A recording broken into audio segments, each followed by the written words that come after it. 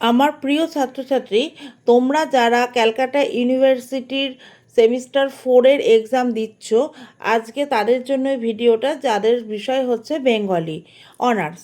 তো আজকে তোমাদের ডিএসসিসি 5-এর এক্সাম শেষ হয়েছে। আমাদের চ্যানেলে দেওয়া সাজেশান দেখে নিয়েছো এবং আমরা প্রশ্নপত্র লোড করে দিয়েছি। তো দেখে নিও কমন কতটা এসেছে। ইভেন 5 নম্বরের প্রশ্নগুলোও এসেছে। 1 নম্বরের প্রশ্ন সময়ের অভাবে দিয়ে উঠতে পারিনি, কিন্তু যে প্রশ্ন অ্যান্সারগুলো প্লে লিস্টে দেওয়া আছে তার পেছনে সব শর্ট প্রশ্নগুলো করা ছিল। আজকে আমি তোমাদের ডিএসসিসি 6 পেপারের সাজেশানটা বলে দিচ্ছি। আশা রাখছি গত দিনের মতো এতেও কমন পেয়ে যাবে। তোমরা একটুখানি দেখে রেখো সাজেশানটা। চলো প্রথমেই চলে আসছি আমরা মডিউল 1-এ সজারুর কাঁটা উপন্যাসে। এখান থেকে নামকরণ করবে আর উপক্রম অংশটা, ঠিক আছে?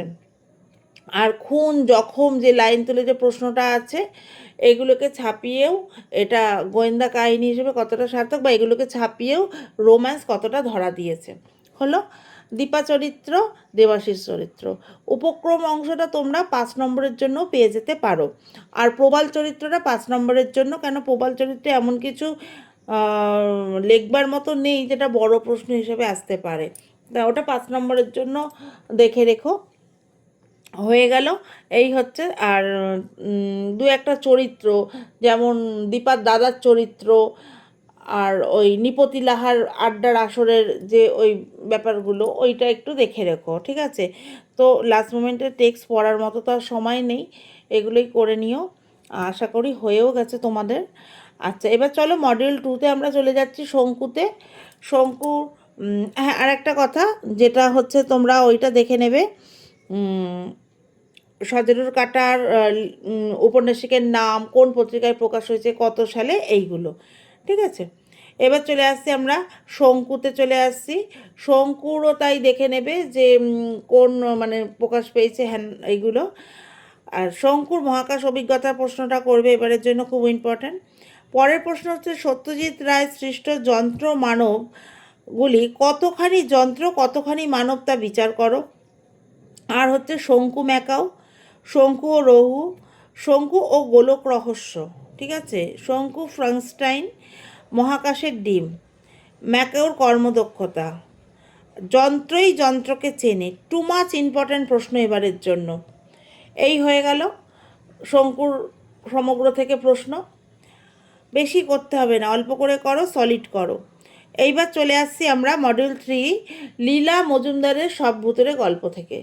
তোমাদের একটা কথা বলে রাখি, আমরা ডিএসসিসি 7 এবং 8-এর সাজেশনও দিয়ে দেবো, যাতে ঘরে বাইরের উপন্যাসটাও থাকবে, তার কী কী প্রশ্ন এবারে আসতে পারে। আর সেমিস্টার 1-এর ভর্তি প্রক্রিয়া কিন্তু আমাদের এখানে এখনও চলছে। যারা ভর্তি হতে ইচ্ছুক, তোমাদের পরিচিত ভাই বোন, তাদের সকলকে জানিও। আর তোমরাও যদি সেমিস্টার 5-এ অ্যাডমিশন নিতে চাও, আমাদের এখানে অনলাইন অফলাইন ব্যাচের ব্যবস্থা আছে। তাহলে তোমরা স্ক্রিনে দেওয়া নাম্বারে যোগাযোগ করে নিও, ঠিক আছে? এইবার লীলা মজুমদারের ওখান থেকে বলছি, সব ভূতুরে গল্প রচনায় লীলা মজুমদারের বিশিষ্টতা আলোচনা করে 2টি গল্পের বিষয়বস্তু লেখো।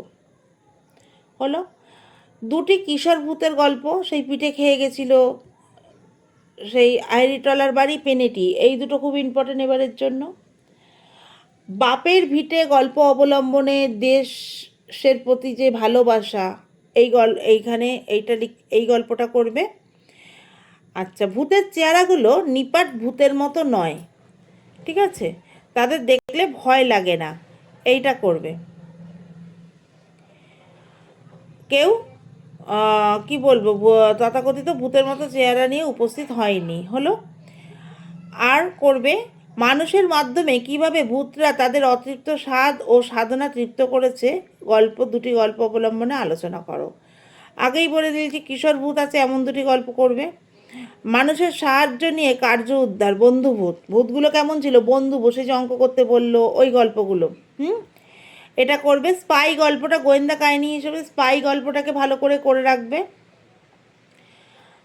হাবে ভাবে ওই বললাম, ভূত নয়, দেখো সব প্রশ্নের উত্তরগুলো কিন্তু প্রায় একই টাইপের হবে। আমাদের চ্যানেলটা দেখে নে, প্লে লিস্টে দেওয়া আছে সব ভূতের গল্প থেকে অনেক, ওগুলো আইরিটলার বাড়ির পেনেটি এগুলো দেখে নিয়েও আছে। আচ্ছা, ছোট প্রশ্নের মধ্যে দামু কাকার বিপত্তি, এটা দামু কাকা চরিত্রটা। লক্ষ্মী চরিত্র, যে বইতে ছবি নেই সেই বই আমরা পড়িনি, কথাটি কে কাকে বলেছে। ঠিক আছে, এই রকম টাইপের প্রশ্নগুলো। এইবারে দেখো শর্ট প্রশ্ন তো থাকবে, শর্ট প্রশ্নগুলোর জন্য তোমরা চ্যানেলটা দেখো, ওখানে দেওয়া আছে। তো এই অবধি রইল, আশা রাখছি কমন পাবে এবং আগামী পরীক্ষা তোমাদের খুব ভালো হোক। ভালো থেকো সবাই।